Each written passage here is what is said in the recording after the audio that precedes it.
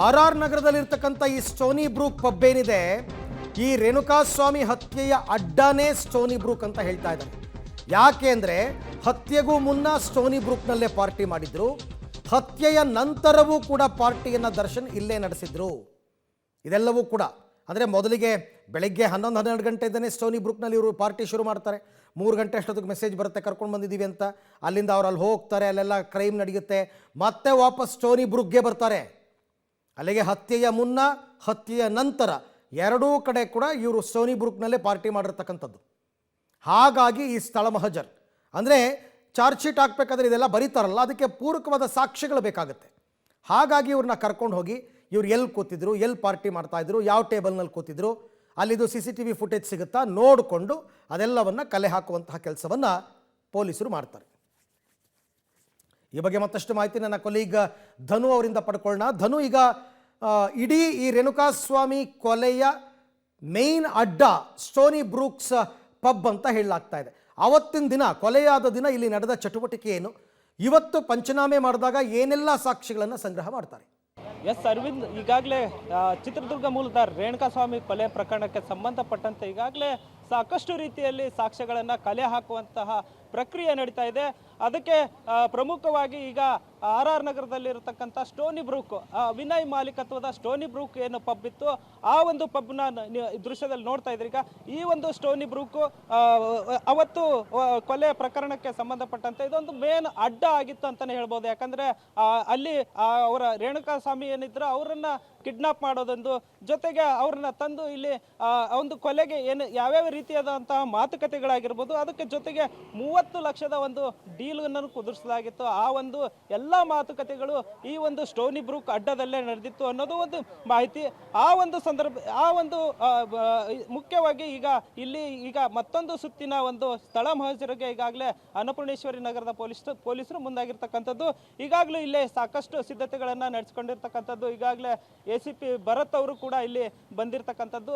ಜೊತೆಗೆ ನೀವು ನೋಡ್ತಾ ಇರ್ಬೋದು ದೃಶ್ಯದಲ್ಲಿ, ಈಗಾಗಲೇ ಇಲ್ಲಿ ಸ್ಥಳ ಮಹಜರಿಗೆ ಏನೆಲ್ಲ ಸಕಲ ಸಿದ್ಧತೆ ಇದೆ ಇಲ್ಲೆಲ್ಲ ಮಾಡಿಕೊಂಡಿರ್ತಕ್ಕಂಥದ್ದು. ಈಗ ಪ್ರಮುಖ ಆರೋಪಿಗಳಾದಂತಹ ವಿನಯ್ ಮತ್ತೆ ಪ್ರಮುಖ ಆರೋಪಿ ಪವಿತ್ರ ಗೌಡ, ದರ್ಶನ್ ಅವ್ರನ್ನ ಕರೆತಂದು ಇಲ್ಲಿ ಈಗ ಸ್ಥಳ ಮಹಜರು ಪ್ರಕ್ರಿಯೆಯನ್ನ ಮಾಡುವಂತ ಪ್ರಕ್ರಿಯೆ ನಡೆಯುತ್ತೆ ಅರವಿಂದ್. ಓಕೆ, ಬಟ್ ಈಗಾಗಲೇ ಬಂದಿಲ್ಲ ಅಂತ ಅನ್ಕೋತೀನಿ, ಇನ್ನೂ ಬರಬೇಕಾಗಿದೆ. ಬಟ್ ಅಲ್ಲಿ ಭದ್ರತೆ ಎಲ್ಲ ಕಲ್ಪಿಸ್ಕೊಂಡಿದ್ದಾರೆ ಪೊಲೀಸರದೆಲ್ಲ, ಅಂದರೆ ರೆಡಿ ಆಗಿದ್ದಾರೆ ಅಂತ ನಾ ಮಾಹಿತಿ. ಹೌದು, ಕೆಲವೇ ಕ್ಷಣದಲ್ಲಿ ಈಗಾಗಲೇ ಅನ್ನಪೂರ್ಣೇಶ್ವರಿ ನಗರ ಪೊಲೀಸ್ ಸ್ಟೇಷನ್ ಇಂದ ಈಗಾಗಲೇ ಆರೋಪಿಗಳನ್ನ ಕರೆತರ್ತಾ ಇರತಕ್ಕಂಥದ್ದು. ಇನ್ನೇನು ಕೆಲವೇ ಕ್ಷಣದಲ್ಲಿ ಈಗ ಈ ಒಂದು ಸ್ಟೋನಿ ಬ್ರೂಕ್ ಏನೋ ಒಂದು ಪಬ್ ಇತ್ತು, ಇಲ್ಲಿಗೆ ಕರೆತಂದು ಈಗ ಸ್ಥಳ ಮಹಜರು ಪ್ರಕ್ರಿಯೆಯನ್ನ ಮಾಡಲಾಗುತ್ತೆ. ಇಲ್ಲಿ ಸಾಕಷ್ಟು ಒಂದಿಷ್ಟು CCTV ಆಗಿರಬಹುದು, ಮತ್ತೆ ಇಲ್ಲಿ ಯಾವ್ಯಾವ ರೀತಿಯಾದಂತಹ ಒಂದು ಮಾತುಕತೆ ನಡೀತು, ಯಾವ್ಯಾವ ರೀತಿಯಾದಂತಹ ಒಂದು ಪ್ಲಾನ್ ಅನ್ನ ಮಾಡಲಾಯಿತು, ಕೊಲೆಯ ಮುಂಚೆ ಮತ್ತು ಕೊಲೆಯ ನಂತರ ಈ ಒಂದು ಸ್ಟೋನಿ ಬ್ರೂಕ್ನಲ್ಲಿ ಯಾವ ರೀತಿಯಾದಂತಹ ಒಂದು ಪ್ಲಾನ್ ಅನ್ನ ನಡೀತು, ಆ ಒಂದು ಎಲ್ಲಾ ರೀತಿಯಾದಂತಹ ಮಾಹಿತಿಯನ್ನ ಕಲೆ ಹಾಕೋದಕ್ಕೆ ಮುಂದಾಗಿರ್ತಕ್ಕಂಥದ್ದು ಅರವಿಂದ್. ಓಕೆ, ಹಾಗೆ ಸಂಪರ್ಕದಲ್ಲಿರಿ, ನಿಮ್ಮ ಜೊತೆ ನಾನು ಮತ್ತೆ ಮಾತನಾಡ್ತೀನಿ. ದೃಶ್ಯದಲ್ಲಿ ತಾವು ಗಮನಿಸ್ತಾ ಇದ್ದೀರಾ, ಈ ಪ್ರಕರಣದಲ್ಲಿ ತುಂಬಾ ಮಹತ್ವವಾದ ಸಾಕ್ಷ್ಯಗಳು ಇಲ್ಲಿ ಸಿಗುತ್ತೆ ಅಂತ ನನಗೇನು ಅನ್ಸಲ್ಲ. ಆದರೆ ಇವರು ಪ್ಲ್ಯಾನ್ ಮಾಡಿದ್ದು, ಅಂದರೆ ರೇಣುಕಾಸ್ವಾಮಿಯನ್ನು ಕೊಲೆ ಮಾಡೋದಕ್ಕೆ ಮುನ್ನ ಇವರು ಪ್ಲ್ಯಾನ್ ಮಾಡಿಕೊಂಡಿದ್ದು ಇದೇ ಜಾಗ ಅಂತ ಅನಿಸ್ತಾ ಇದೆ.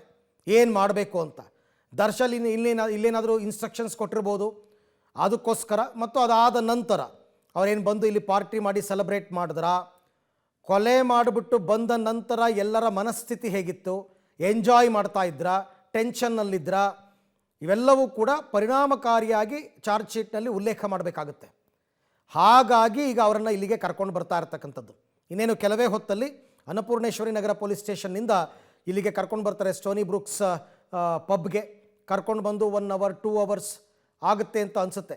ಆ್ಯಂಡ್ ಮೋರ್ ಓವರ್ ಈಗ ಅಲ್ಲಿಗೆ ಪಬ್ಲಿಕ್ಸ್ಗೆಲ್ಲ ಅಲೋ ಮಾಡಿದಾರಾ ಇಲ್ವಾ ಗೊತ್ತಿಲ್ಲ. 1-2 hours ಪಬ್ಲಿಕ್ಸ್ ಎಲ್ಲ ಬೇಡ ಅಂತ ಅಂದಿರ್ಬೋದು. ಯಾಕೆಂದರೆ ಇವರು ಇನ್ವೆಸ್ಟಿಗೇಷನ್ಗೆ ಪ್ರಾಬ್ಲಮ್ ಆಗುತ್ತೆ, ಜನ ಇದ್ದಾಗ ದರ್ಶನ್ ಕರ್ಕೊಂಡು ಬಂದರೆ ಅದು ಪ್ರಾಬ್ಲಮ್ ಆಗುತ್ತೆ ಅಂತ ಪಬ್ಲಿಕ್ಸ್ಗೆ ಸ್ವಲ್ಪ ನಿಷೇಧ ಹೇರಿರ್ಬೋದು. 1-2-3 hours ಬೇಡ ಅಂತ. ಆಮೇಲಿಂದ ಬೇಕಾದ್ರೆ ಅವ್ರ ಬಿಸ್ನೆಸ್ ಅವ್ರು ಮಾಡ್ಕೋಬೋದು, ಅದಕ್ಕೂ ಇದಕ್ಕೂ ಸಂಬಂಧ ಇಲ್ಲ. ಈ ಸಾಕ್ಷಿಗಳು, ಅದಕ್ಕೆ ಪೂರಕವಾದ CCTV ಫುಟೇಜ್, ಇದೆಲ್ಲವನ್ನು ಕೂಡ ಕಲೆ ಹಾಕ್ತಾರೆ. ಆಮೇಲೆ ದರ್ಶನ್ ಈ ಪಬ್ಗೆ ಬಂದದ್ದು ಯಾವ ವೆಹಿಕಲ್ನಲ್ಲಿ, ಅದಾದ ನಂತರ ಇವರು ಹೊರಟಿದ್ದು ಯಾವ ವೆಹಿಕಲ್ನಲ್ಲಿ, ಆಮೇಲೆ ಇಲ್ಲಿಂದ ಕಂಟಿನ್ಯೂಟಿ ಕೊಡಬೇಕಾಗತ್ತೆ. ಇಲ್ಲಿಂದ ಹೊರಟವರು ಅದೇ ಕಾರ್ನಲ್ಲಿ ಗೋಡೌನ್ ಹತ್ರಕ್ಕೆ ಹೋಗಿರ್ಬೇಕು ಅವರು. ನೋಡಿ, ಅಲ್ಲಿ ಹೊರಟವರು ಅದೇ ಕಾರಲ್ಲಿ ಇಲ್ಲಿಗೆ ಬಂದಿದ್ದಾರೆ ಅಂತ ತೋರಿಸ್ಬೇಕಾಗುತ್ತೆ. ಲಿಂಕ್ ಅದು, ಕಂಟಿನ್ಯೂಟಿ. ಮತ್ತು ಹೊರಟ ಮೇಲೆ, ಅಲ್ಲಿಂದ ಹೊರಟ ಮೇಲೆ CCTV ಫುಟೇಜ್ ಸಿಕ್ಕಿರುತ್ತಲ್ಲ, ಅಲ್ಲಿ ಹೊರಟ ಕಾರು ಇಲ್ಲಿಗೆ ಬಂದು ಪಾರ್ಕ್ ಆಗಿರಬೇಕು, ಅದೇ ಕಾರ್ ಇಲ್ಲಿ ಬಂದು ಪಾರ್ಕ್ ಆಗಿರಬೇಕು, ದರ್ಶನ ಅದರಿಂದ ಇಳಿದಿರಬೇಕು, ಅಲ್ಲಿ ಅವ್ರು ಹತ್ತಿರಬೇಕು. ಇವೆಲ್ಲ ಲಿಂಕ್ ಇರುತ್ತೆ, ಒಂದಕ್ಕೊಂದು ಚೈನ್ ಲಿಂಕ್.